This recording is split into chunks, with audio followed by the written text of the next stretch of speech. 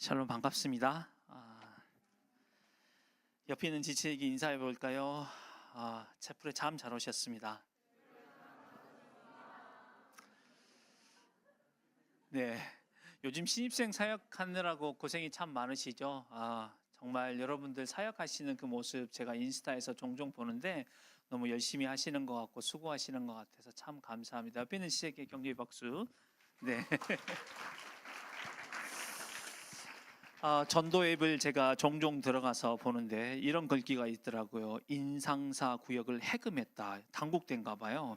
그 구역이 어떤 구역인지 모르지만 이륙학번 친구들이 너무 말을 잘 들어주고 마음밭이 좋아서 감사하다. 레전드.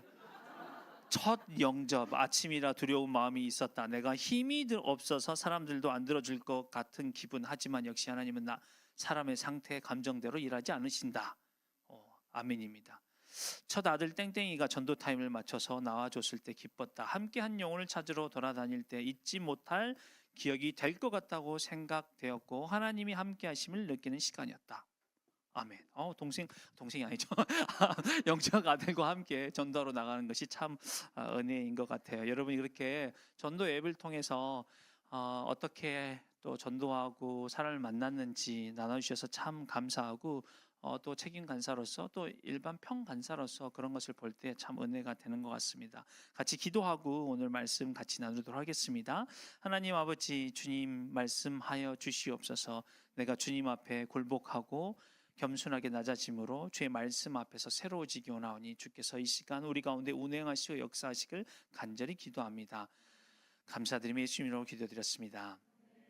요한복음에는 7가지 표적이 나옵니다. 7가지 자기 선언도 나와요. 예수님께서 자기를 I am 뭐뭐뭐뭐, 그래서 나는 누구다라는 7가지 자기 선언이 나오고요. 그리고 7가지 표적이 나옵니다.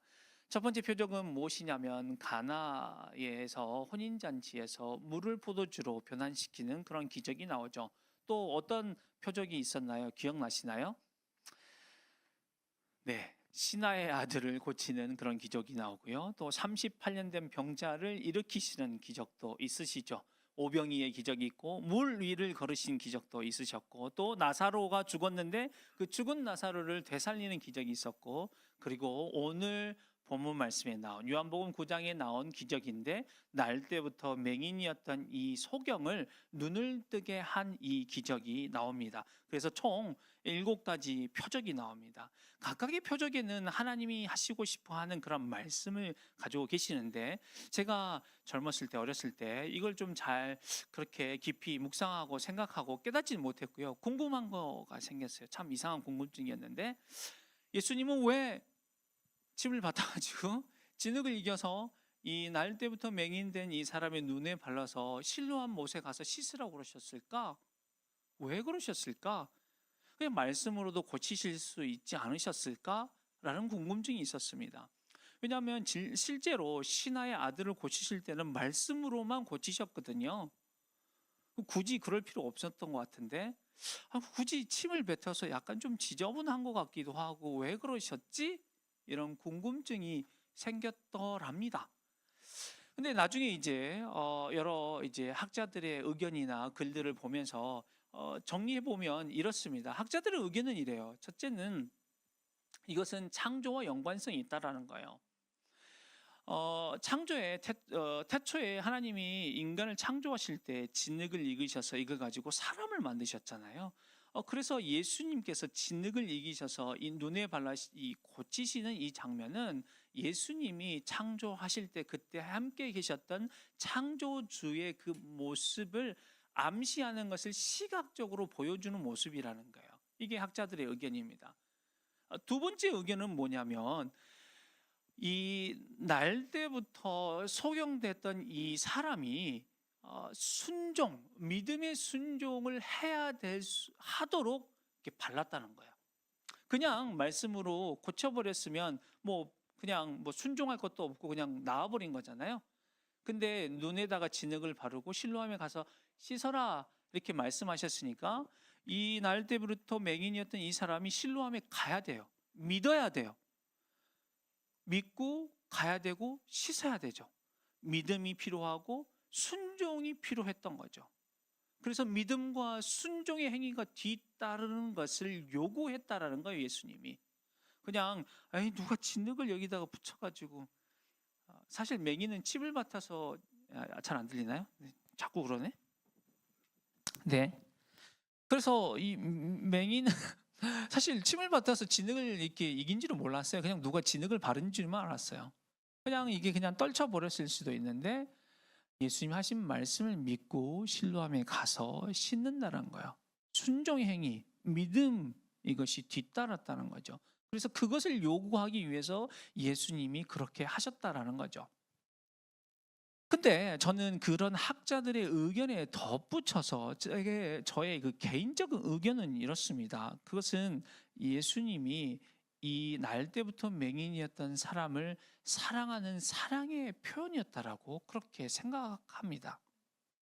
마태복음 8장에 보면 예수님께서 문둥병자를 고치신 장면이 나오거든요. 근데 어떻게 고치셨나요? 어떻게 고치셨냐면 문둥병자의 손을 내밀어 문둥병자를 대세요. 피부에 대세요. 그리고 고치시거든요. 문둥병자는 어떤 사람들이었어요? 그 부정한 사람이었잖아, 성경에서. 멀리해야 되는 사람이었어요. 사회적으로 고립된 사람이었어요. 그래서 한 번도 사람들이 만져보지 않았어요, 그의 피부를. 한 번도 누군가 나를 만져본 적이 없는 사람이에요. 손을 대면 손을 댄 사람도 부정하게 됐단 말이에요.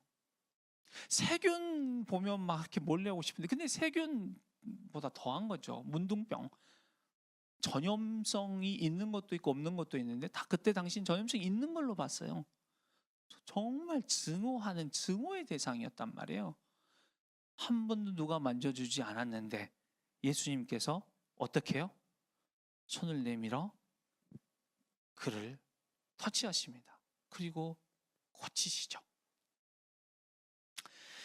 오늘 본문에 나온 날때부터 맹인이었던 이 사람, 그 눈은 어땠을까요? 그 눈은 어땠을까요? 예수 영화 혹시 본 적 있어요? 예수 영화 아주 오래된 영화에서 안 봤을 수도 있는데 CCC에 만든 영화예요. 예수 영화. 전 세계에 성경보다 더 많이 번역된 그런 영화예요. 수많은 사람들이 예수 영화를 통해 예수를 믿는데 어쨌든 거기에 보면 예수님이 이 날 때부터 눈 먼 병자를 고치신 장면이 나오는데 그 병자의 눈이 투명하지 않아요. 실제로 제가 찾아봤어요. 검색해봤어요. 많은 경우에는 눈이 투명하지 않아요. 눈이 그리고 다 감겨져 있지 않아요. 살며시 좀 떠져 있죠. 그 눈은 어떤 눈이에요? 사람들이 마주하고 싶은 눈은 아니에요. 피하고 싶은 눈이죠. 불편한 눈이에요. 마주하고 싶은 눈이 아니에요. 심지어 마태복음 그 요한복음 9장에 뭐라고 그러냐면요. 사람들이 이거는 죄의 결과라고 그래요. 죄의 결과. 그래서 그 눈은 죄로 그렇게 된 눈이에요. 사람들이 좋아할 이유가 없죠. 피하고 싶은 눈이었단 말이에요. 근데 예수님께서 진흙을 이기시고 그의 눈을 만져주세요. 주님은 우리의 환부를 만지시기 원하십니다. 주님은 우리의 환부를 만지시길 원하세요. 사람들은 부정하다고 여길지 모르겠습니다. 사람들은 피하고 싶은 영역인지 모르겠어요. 고개를 흔들고 뒤돌아서는지 모르겠습니다. 나 스스로도 진절머리가 나는 그런 환부가 있는지 잘 모르겠습니다. 그러나 주님은 사랑의 마음으로 손을 내밀어 치유하길 원하세요. 터치하시길 원하세요. 그게 우리의 주님이십니다. 그렇게 예수님은 맹인을 고치시고 사랑하셨습니다. 정말 예수님은 많은 영혼을 사랑하셨죠. 그래서 맹인이 볼 수 있게 되었습니다. 그리고 맹인은 예수님을 대하는 이 태도가요, 예수님에게 사랑을 받음으로, 예수님에게 치유를 받음으로, 그리고 주변 사람들이 하는 그 말을 묵상함으로 점점점 점진적으로 변화되는 모습, 확신에 차는 모습을 우리가 발견할 수 있는데요. 처음에 고침받았을 때는 잘 몰랐어요, 이 맹인이. 그래서 사람들이 물으니까 11절에 뭐라고 그러냐면 예수라 하는 그 사람이라고 표현해요. 예수라 하는 그 사람. 그 사람이래요. 그 사람. 잘 몰랐어요. 왜냐하면 눈이 감겨 있을 때 예수님이 고치셨으니까 누군지 잘 몰랐고, 눈을 떠보니까 누가 날 고쳐준 거야? 예수야, 예수님이 고치셔서, 이런 거죠. 그러니까 들은 거예요. 아, 예수라 하는 그 사람이 누군지 잘 모르겠어. 근데 그 사람이 나를 고쳤다라는 거예요. 근데 그게 17절에 이르러서는 어떻게 고백해요? 17절에 뭐라고 그래요? 대답하되 선지자니다 하니, 이렇게 돼요. 선지자라고 고백해요. 그리고 그 다음에요, 바리새인들이 논쟁을 해요. 바리새인들, 어떤 바리새인들은 죄인이다, 안식일에 어떻게 병자를 고칠 수 있어? 또 어떤 사람들은 아니다, 어떻게 죄인이 병자를 고칠 수 있냐? 하나님께서 난 자가 아니면 그럴 수 없다. 이러한 논쟁을 엿들은 것 같아요. 그리고 본인 스스로 결론에 이르릅니다. 그러면서 33절에 이렇게 얘기해요. 이 사람이 하나님께로부터 오지 아니하였으면 아무 일도 할 수 없다라는 거예요. 그래서 예수님을 지칭하는 표현이 점점 정확해져요. 처음에는 예수라는 그 사람, 두 번째는 뭐라고요?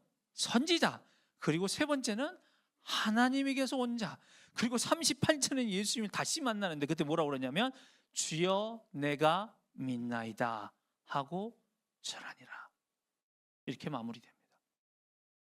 예수라고 하는 그 사람에서 주님, 내가 주님을 믿습니다 하고 고백하고 마무리해요. 게다가 이 날 때부터 맹인했던 이 사람은 점점점 확신에 차는 그 표현을 하거든요. 이 말씀에서 발견할 수 있는데, 자신의 부모도 이 두려워할 때 바리새인들에게 자신감 있게 표현해요. 27절에 내가 이미 이야기했는데 왜 또 물으러 왔느냐? 당신들도 그의 제자가 되려느냐라고 물어요. 되게 확신이 있는 거죠. 그리고 30절, 31절에는 더 나가요.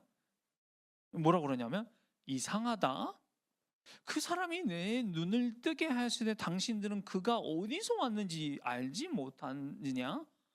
하나님이 죄인의 말을 듣지 아니하고 경건하여 그의 뜻대로 행하는 자의 말을 들은 줄 우리가 안다. 이렇게 확신에 찬 표현을 하죠. 맹인은 예수님이 고치셔서 실제 눈이 띄어진 것도 있었지만 영적인 눈도 띄어집니다. 예수님을 보게 된 거죠. 만나게 된 겁니다. 나의 구주, 나의 하나님으로 영접한 거죠. 여러분, 우리 가운데 아직 예수를 영접하지 않는 분이 있습니까? 나의 구주, 나의 하나님으로 영접했으면 좋겠습니다. 그리고 그에 반해서 육체의 눈으로 볼 수 있었으나 영적 눈으로 볼 수 없었던 사람들이 있습니다. 오늘 설교 제목처럼 볼 수 있으나 볼 수 없었던 사람들이 있어요. 예수님이 사람들을 사랑하고 병자를 고치셨는데도 불구하고 곱지 않은 시선으로 그렇게 이렇게 보는 사람들이 있었죠. 맹인이 눈을 떠서 볼 수 있게 되었음에도 불구하고 주변 사람들은 정작 세상의 빛이 되신 예수님을 볼 수 없었습니다. 얼마나 안타까운지요. 본문에서 발견할 수 있는 세 부류의 사람이 있는데 그 사람들 찾아보고 왜 이들이 예수님을 볼 수 없었는지 한번 알아보겠습니다. 첫 번째는 어떤 사람이었냐면 바리새인들이었어요. 그들이 예수님 보지 못한 이유는 뭐였어요? 어떤 이유 때문에 그랬나요? 주연아 어떤 이유 때문에 그랬나요?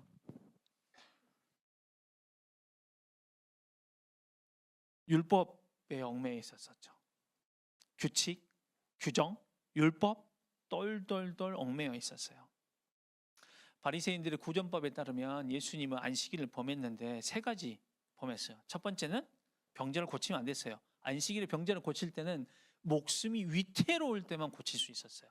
그런데 위태롭지 않았잖아요, 이 맹인은. 근데 고쳤단 말이에요, 안식일 범해서. 두 번째, 침을 받아서 진흙을 이겼어요. 이건 반죽하는 행위예요. 왜냐하면 이들에게서는 반죽을 하면 안 돼요. 제자들이 예수님과 함께 할 때 이삭을 꺾었어도 안식일 범했다고 그랬어요. 그렇죠? 먹기 위해서. 반죽. 세 번째는 그 반죽을 가지고 눈에 발랐어요. 이것이 다 안식일을 범한 행위였거든요. 그래서 이들은 율법에 얽매여 있었죠. 그래서 그 율법의 렌즈로 보니까 예수님은 이상한 색깔을 뒤집어 쓴 사람이에요. 자신들의 율법의 필터로 걸르려고 그러니까 예수님은 걸러질 수 없는 불순물인 거죠. 죄인인 거예요. 절대 그들에게 예수님은 메시아가 될 수 없었던 거죠. 율법을 지키느냐 안 지키느냐로만 판단했기 때문이죠. 율법보다 더 위에 계시고 안식일의 주인이신 예수님을 볼 수 없었던 것입니다. 율법에 너무 얽매여 있으면 예수님을 바라볼 수 없습니다. 여러분 어떤 율법에 얽매여 있나요? 아마 나는 율법에 얽매여 있다고 생각하지 않으실 거예요. 다들 그럴 거죠. 매일 그런 분이 없겠지만 하루에 성경을 20장, 30장 읽고 1년에 3독에서 5독 하는 사람이 있다고 생각해 보십시오. 너무 칭찬받을 일입니다. 그런데 성경 읽는 것만으로만 사람의 신앙을 판단한다면 각 사람 안에서 일하시는 그 예수님을 볼 수 없는 거죠. 성경 20장, 30장 안 읽어도 행하시고 우리 가운데 일하시는 그 예수님을 바라볼 수 없는 거예요. 하루에 기도 2-3시간 하는 사람이 있다고 생각해 보십시오. 너무 잘한 일입니다. 근데 만약 기도를 2-3시간 하는 것으로만 사람을 판단한다면 실제 저는 그런 판단을 받았어요.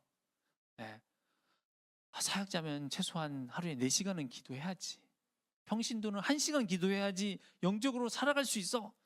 사역자라면 3시간, 4시간 기도해야지. 마틴 루터는 할 일이 너무 많다 그래서 새벽에 4시간씩 기도했다라고 하던데 하면서 우리 선배들의 그 모습을 가져다가 그렇게 기도해야지 라고 얘기한다면 저는 좋은 사역자가 아닙니다.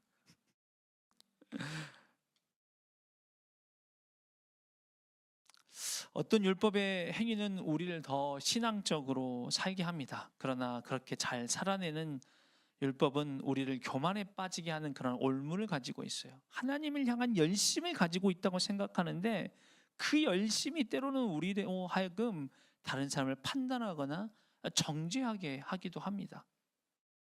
그래서 하나님을 보지 못하고 형제 자매의 삶 속에서 있는 예수님을 바라보지 못하게 하는 것이죠. 교만이라는 눈꺼풀이 생기는 거예요. 지금 눈을 들어서 예수님을 바라봐야 되는데 내가 오늘 율법을 잘 지키는지 아닌지, 그리고 다른 사람이 오늘 잘 지켰는지 안 지켰는지로만 판단하게 하는 오류에 빠지게 된다는 거예요. 그러므로 우리는 열심히 주를 위해서 살아야 하지만 그런 율법들이 우리가 주님을 바라보게 하는 것을 방해하도록 하지 말아야 할 것입니다. 두 번째 보지 못했던 사람들은 어떤 사람이냐면요, 어떤 논쟁하는 사람들이었어요. 그 바리새인들 중에서도 두 부류가 나눴어요. 첫째 부류는 어떤 부류였냐면 안식일을 어겼으니까 죄인이다. 또 다른 부류는 어떤 사람이었냐면 죄인이 어떻게 이런 표적을 행하느냐, 이 부류였다면 이 두 번째 부류예요. 어떤 논쟁을 하는 사람들이었어요. 이 두 번째 종류의 사람들은 제 3자적 입장에서 한 발치 멀리 떨어져 객관적으로 논쟁하는 사람들이었어요. 그래, 맞아, 맞는 것 같아, 좋아, 죄인이 어떻게 그렇게 기적을 행하겠어. 하지만 난 예수님을 굳이 따르고 싶진 않아. 예수님 믿고 싶진 않아. 사람을 만나서 알아가고 믿고 교제하는 게 아니에요. 밥을 먹고 먹어보고 이야기해보고 하는 것이 아닙니다. 밖에서 지켜보는 사람들이죠. 그리고 보여지는 모습으로 판단하는 사람들입니다. 예수님을 보고 알고 인격적으로 만나 아는 게 아니에요. 세상에 보면 먼발치 떨어져서 객관적이고 이성적으로 바라보는 사람들이 있습니다. 논쟁하기 좋아하고 자신들의 지식을 수다로 이렇게 풀어내길 좋아하고 맞네 틀리네 하면서 애매한 입장을 취하는 사람, 고상한 것 같은 그런 사람들이 있죠. 신은 있는 것 같아, 전지적 존재는 있는 것 같아. 우리 주변에 그런 사람 있지 않나요? 근데 그 신이 예수님인지 누군지는 상관없어. 아니, 예수님 좋은 사람 같아, 인정해. 그러나 나는 믿고 따르고 싶지는 않아. 예수님이 기적을 행했으니 죄인이 아니라는 거죠. 그러나 예수님의 실체는 관심이 없고 보지도 못하고 보고 싶어 하지도 않는 거예요. 명문 대학에 유명한 교수님이 한 분이 계세요. 유튜버로도 유명하세요. 이분이 교회를 다니십니다. 근데 예수님 믿으지는 않으세요. 본인 이야기가 이래요. 진화론자로 유명한 리차드 도킨스를 만난 이야기도 막 하시고 그러세요. 진화에 대한 얘기를 많이 하세요. 그러면서도 종교가 얼마나 유익한지를 얘기하세요. 근데 자기는 예수님 믿지는 않아요. 그리고 자기 아내는 교회를 가요. 그래서 아내 따라 교회를 가는 거죠. 너무 똑똑해요. 그리고 제 3자적 입장에서 논쟁하고 토론하고 자기 의견을 주장합니다. 그런 과학자들이나 그런 유튜버들이 꽤 많습니다. 예수님을 볼 수 없습니다. 만날 수 없습니다. 우리 주변에도 그런 사람이 많습니다. 기독교에 대해서 엿들은 게 많습니다. 철학적이고 과학적으로 아는 지식이 많아요. 그런데 멀리서 맴맴맴 돕니다. 논쟁하고 아는 듯 모르는 듯 계속 신앙에 기웃거리지만 좋다는 것은 인정하지만 결국에는 자기 지식에 매몰되어 있습니다. 자기 논리에 매몰되어 있는 거죠. 풍덩하고 예수님 세계에 빠지고 싶지 않고 먼발치에서 논쟁하고 토론하고 이야기하는 태도를 취하는 것이죠. 예수님을 만나는 것은 인격 대 인격으로 만나는 거예요. 그럴 때 세상의 빛이 되신 예수님을 볼 수 있는 겁니다. 세 번째로 예수님을 보지 못했던 사람은 누구냐면 맹인의 부모님이었어요. 이 맹인과 다르게 맹인의 부모님은 예수님을 선지자나 의로운 사람이나 혹은 하나님이 보낸 자로 보지 못했어요. 왜 그랬어요? 오늘 본문 말씀 보니까 왜 그랬나요? 네? 무서워서, 맞아요. 두려워서. 22절 한번 같이 읽어볼까요? 22절 말씀 띄워줄 수 있나요? 네, 22절 안 띄워주면 각자의 성경. 네, 22절 시작. 그 부모가 이렇게 말한 것은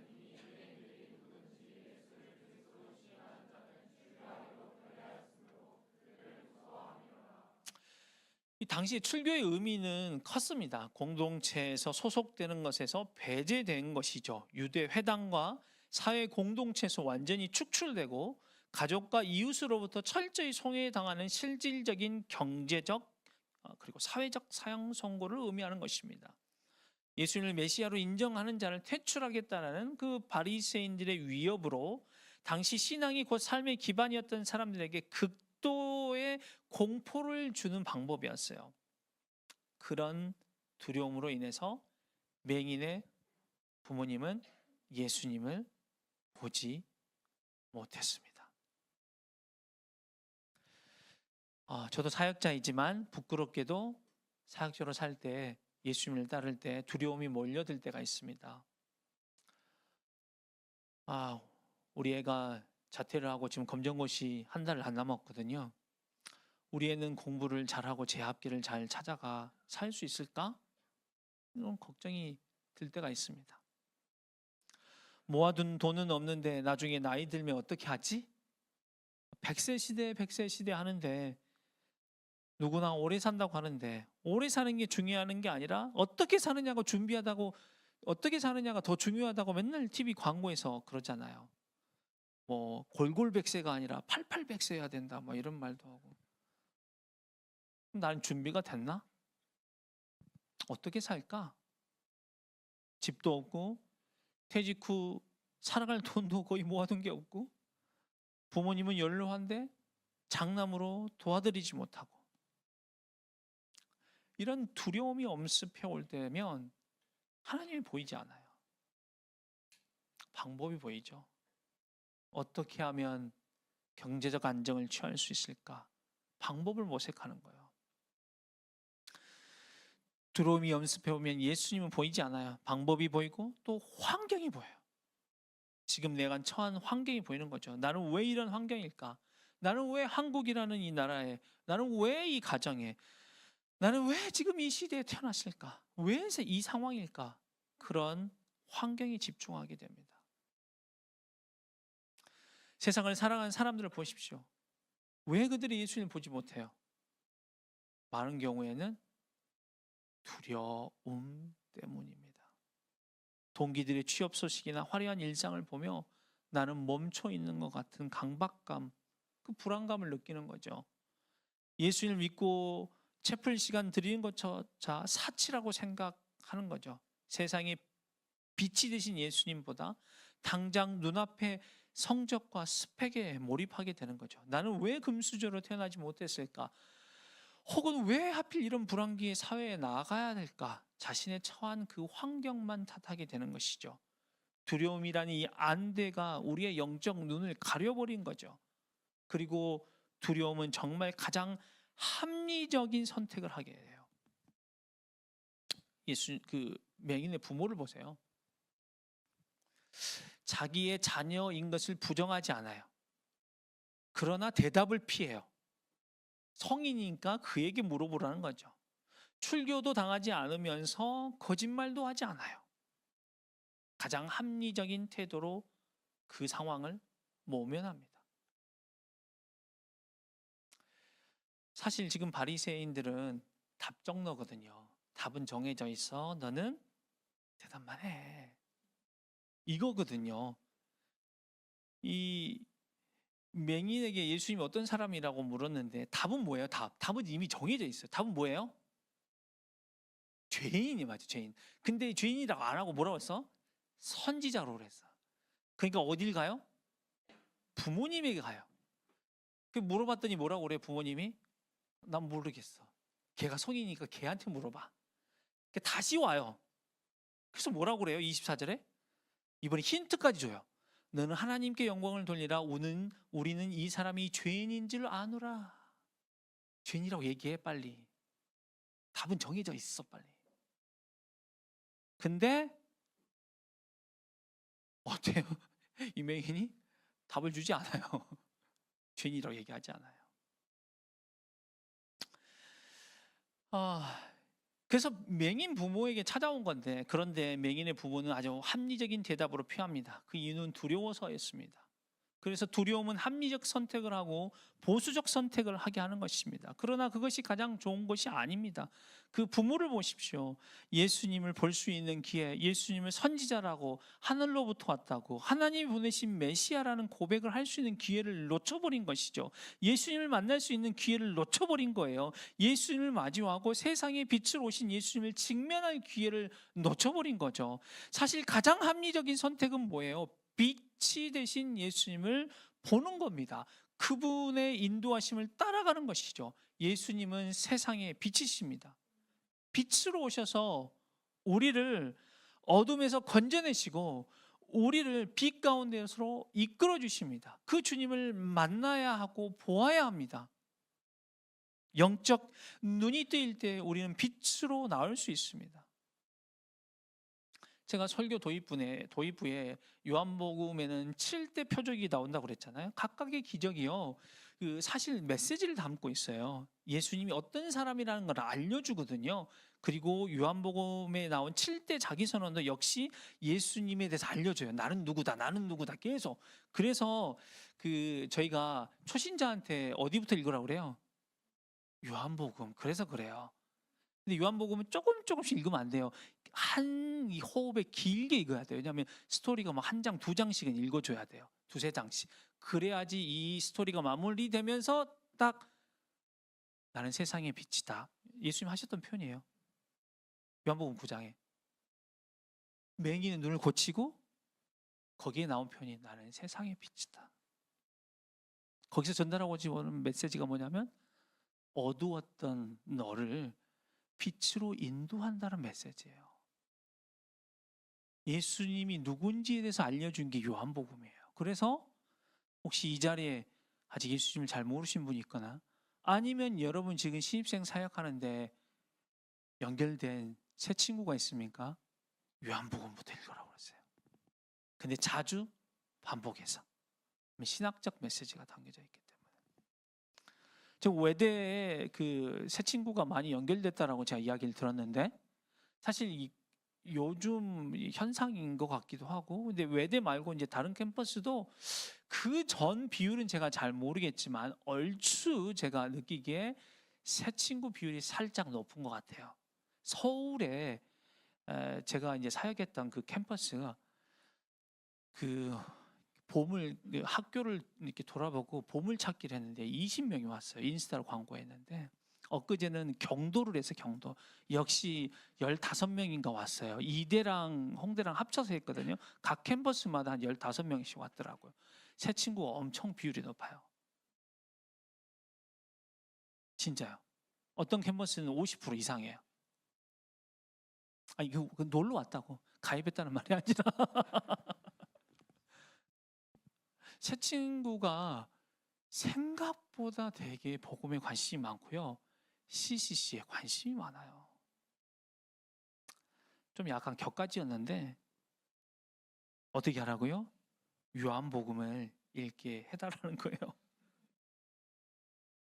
오늘 본문의 기적도 예수님에 대해서 알려주는 거죠. 예수님은 세상의 빛이라는 것입니다. 실제로 9장 5절에 예수님을 자신을 세상의 빛이라고 말씀하십니다. 그리고 맹인을 고침으로 예수님이 빛 가운데로 우리를 인도하시는 분이라는 걸 알려주시는 거죠. 사랑하는 여러분, 길이 넓고 좋다고 해서 쭉쭉쭉 뻗어 나간다고 해서 다 좋은 길이 아닙니다. 예수님이 없다라면 그 길의 끝은 사망입니다. 낭떠러지입니다. 그러나 예수님이 비추는 길은 안전합니다. 좁아 보이고 울퉁불퉁해 보이기도 하지만 그 길의 끝은 환호입니다. 선한 목자가 인도하는 길은 밝은 빛을 비추는 길입니다. 빛 대신 주라는 찬양이 있습니다. 첫 가사가 이래요. 빛 대신 주 어둠 가운데 비추사 내 눈 보게 하소서. 우리의 고백이 되어야 됩니다. 그리고 여러분, 빛 대신 주가 우리의 눈을 열면 어떻게 되시는 주, 예수님을 어떻게 인식하는 줄 아십니까? 그 찬양 가사가 계속 이렇습니다. 나 주를 경배하리. 엎드려 절하며 고백해. 주 하나님. 그 다음에 오 사랑스러운 주님. 존귀하신 예수님. 아름답고 놀라우신 주. 그리고 마지막 찬양 가사가 다 알 수 없습니다. 주님의 은혜. 내 죄 위한 주의 십자가. 이렇게 고백합니다. 사랑하는 용인지구 순장 순원들 여러분, 세상의 빛으로 오신 예수님을 보기 원합니다. 영적 눈을 어둡게 한 모든 것을 벗어버리고 주님을 바라보기를 원합니다. 그래서 주님의 은혜, 내 죄 위한 주의 십자가, 이렇게 고백하기 원합니다. 요한복음 9장 39절에 예수님이 이렇게 얘기하십니다. 보지 못하는 자를 보게 하고 본다는 자들은 맹인이 되게 하려 함이라. 오늘 본문이 우리에게 묻습니다. 우리는 어떤 사람입니까? 눈을 떴지만 보지 못하는 바리새인입니까? 두려움 때문에 침묵한 부모입니까? 아니면 눈을 열어서 예수님께 절하는 그 사람입니까? 같이 저희가 기도하시기 전에 찬양 한 곡 했으면 좋겠습니다. 제가 소개한 설교 마지막 부에 소개한 빛 대신 주 찬양입니다. 우리의 마음을 담아서 주님 내 눈을 열어주십시오. 그래서 예배하는 선한 마음 주시고 산 소망이 되어 주십시오. 나 주님을 경배하기 원합니다.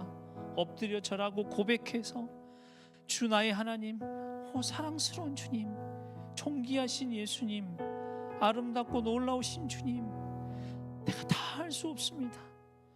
주님의 은혜, 주님 내 죄 위해서, 주님 정말 죄인입니다. 내 죄 위해서 주 십자가 내가 다 할 수 없습니다. 주님 제 눈을 열어주십시오. 이렇게 고백했으면 좋겠어요. 같이 찬양하겠습니다.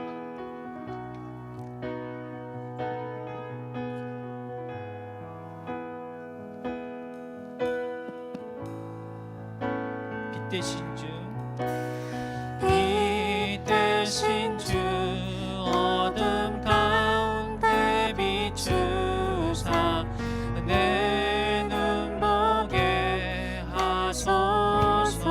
예배하는 선한 마음, 예배하는 선한 마음 주시고 산 소망이 되시네. 만유의 높임을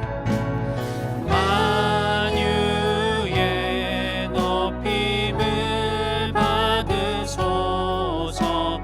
영광 중에 계신 주 겸손하게 이 땅에 겸손하게 이 땅에 임하신 주 높여 찬양하리라. 나 주를 경배하리. 주를 경배하리. 엎드려 절하며 고백해 주 나의 하나님. 오 사랑스런 주님, 존귀한 예수님, 아름답고 놀라우신 주. 다 할 수 없네, 할 수 없네. 주의 은혜 내 죄 위한 주 십자가. 할 수 없네. 주의 은혜 내 죄 위한 주 십자가. 나 주를 경배하니. 주를 경배하리. 엎드려 절하며 고백해 주 나의 하나님. 오 사랑스런 주님, 존귀한 예수님, 아름답고 놀라우신 주. 저희 이 시간 마음을 모아서 같이 기도했으면 좋겠습니다. 주님, 저의 눈이 뜨여지게 하여 주시옵소서. 주님을 바라보게 하여 주시옵소서. 주님을 바라보지 못하게 하는 여러 장애물들이 제 안에 있습니까? 주님께서 제거하여 주시옵소서. 온전히 주님을 만나게 하여 주시옵소서. 인격 대 인격으로 만나는 것처럼 만나게 하여 주십시오. 주님, 제 순원 주님 기억하여 주시옵소서. 이제 연결되었는데 주님을 아직 잘 모르는 것 같습니다. 주님께서 친히 만나 주시옵소서. 그 친구가 정말 주님을 알게 하여 주시옵소서. 그래서 고백하기를, 하나님, 내가 주님을 경배하기 원합니다. 주의 앞에 절하고 고백하기를, 나의 하나님, 오 사랑스러운 주님, 존귀하신 예수님이라고 그렇게 고백하고, 주님의 은혜입니다, 내 죄 위해서 주가 십자가에 올라가 돌아가셨습니다 라고 그렇게 고백하기 원하오니 주께서 나의 순원을 기억하여 주시옵소서. 이 시간 우리가 마음을 모아서 다 같이 기도하도록 하겠습니다. 하나님 아버지, 주님 그렇습니다. 주님, 저의 마음 하나님 아버지 역사하여 주시옵소서. 눈을 들어서 주님을 바라보기 원합니다. 하나님, 주님은 나의 하나님이시고 사랑스러운 주님이시고 존귀하신 분이시고 아름다운 분임을 내가 고백하기 원합니다. 내 마음 앞에 하나님 아버지 죄된 본성과 하나님 내 마음 안에 하나님 교만하고 하나님 아버지 온전하게 주님을 바라보지 못하게 하는 여러 많은 것들이 있습니다. 주께서 역사하셔서 제거하여 주시옵소서. 벗겨주시고 주님을 온전하게 바라보게 하여 주시고 주님을 인격적으로 만나게 하여 주시옵소서. 하나님, 그래서 내가 죄인이라고 고백하게 하여 주시고 주님, 주의 십자가 그 보이는 피가 하나님 나를 위해서 하나님 흘리셨다라고 그렇게 고백하게 하여 주시옵소서. 주께서 역사하여 주시옵소서. 주님, 새학기에 너무나도 많은 신혼들을 연결시켜 주셔서 감사합니다. 하지만 이들이 예수님을 정말 인격적으로 만나기 원하오니 주께서 친히 그들을 만나 주시옵소서. 하나님께서 저희의 기도를 들어주시고 하나님, 그들이 정말 주님을 만날 수 있도록 도와주시옵소서. 하나님, 그들을 불쌍히 여겨 주십시오. 하나님, 불쌍히 여겨 주십시오. 하나님, 도와주십시오. 하나님, 오늘 또 말씀으로 얘기해 주셔서 감사합니다. 볼 수 있으나 볼 수 없었던 자들처럼 하나님, 우리가 주님을 마주하지 못하는 자들 되지 않기 원합니다. 주님, 우리의 영적 눈을 띄워 주십시오. 주님, 언제나 손을 내밀어 우리의 환부를 만지시기 원하고 치유하기 원하시고 우리를 사랑하고 보듬기 원하시는 그 분임을 하나님 믿음으로 그렇게 믿게 하여 주시고, 하나님 그 앞에 온전하게 나의 속사를 다 내놓고 나아갈 수 있도록 도와주십시오. 하나님, 주님을 만나게 하는 것을 방해하는 모든 것으로 하나님 우리를 이끌어 주셔서 그런 것을 제거하여 주시고 주님을 더 알아가게 하여 주십시오. 그래서 죄인이라고 고백하게 하여 주시고, 하나님 독생자 예수 그리스도를 이 땅에 보내셔서 십자가에 죽게 하심으로 우리를 사랑하셨다는 그 믿음의 고백이 우리 안에 터져 나오게 하여 주십시오. 우리 순원들이 주님을 만나게 하여 주시옵소서. 주님을 찬송합니다. 예수 이름으로 기도드렸습니다.